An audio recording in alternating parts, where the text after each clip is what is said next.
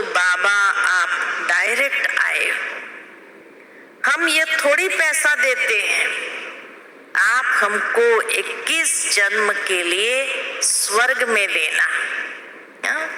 रामायण के अंदर भी ये बात आती है कि जब वो नदी पार कराना था तो केवट ने पैर धो करके जब श्री राम को चढ़ाया नाव में, तो भाड़े के रूप में अपनी अंगूठी निकाल करके दिया।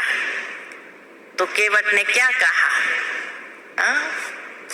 मुझे ये नहीं चाहिए, अगर देना भी है तो वहां देना, यहाँ नहीं। तो कितनी होशियारी से कहा, वहां देना, यहाँ नहीं। तो इसी तरह बच्चे भी क्या कहते हैं बाबा को, बाबा आपको तो कुछ नहीं चाहिए लेकिन हम फिर भी देंगे जरूर।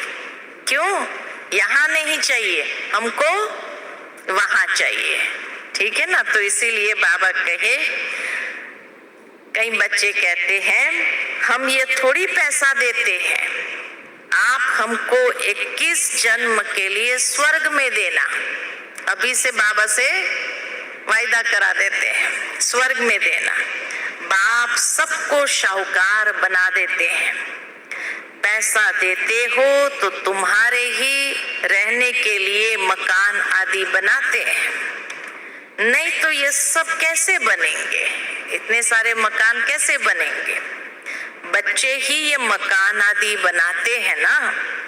शिव बाबा कहते मुझे तो इनमें रहना नहीं है, इन मकानों में शिव बाबा को तो रहना नहीं है। शिव बाबा तो निराकार दाता है ना। तुम देते हो, तुमको 21 जन्म के लिए फल देते हैं। तुम देते हो तो बाबा 21 फल देते हैं। मैं तो तुम्हारे स्वर्ग में आऊंगा भी नहीं। कितना प्यार से बाबा कहते, तुम्हारे स्वर्ग में मैं तो आऊंगा भी नहीं, मुझे नरक में ही आना पड़ता है, क्योंकि बच्चों ने बुलाया ही नरक में। तुमको नरक से निकालने के लिए नरक में आना पड़ता है।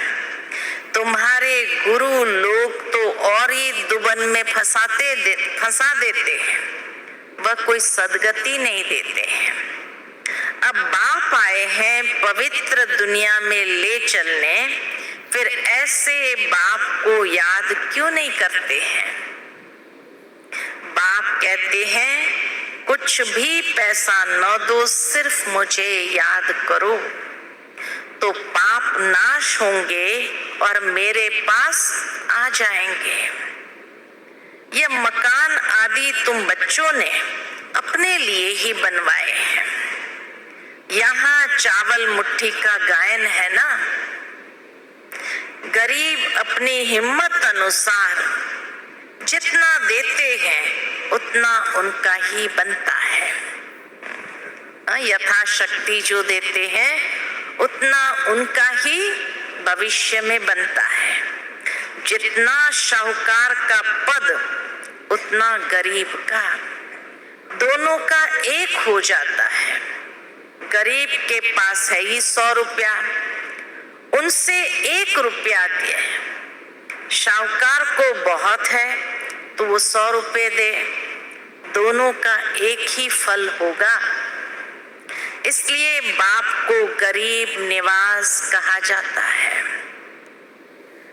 सबसे गरीब है कौन? सबसे गरीब है भारत। उनको ही मैं आकर शाहूकार बनाता हूं।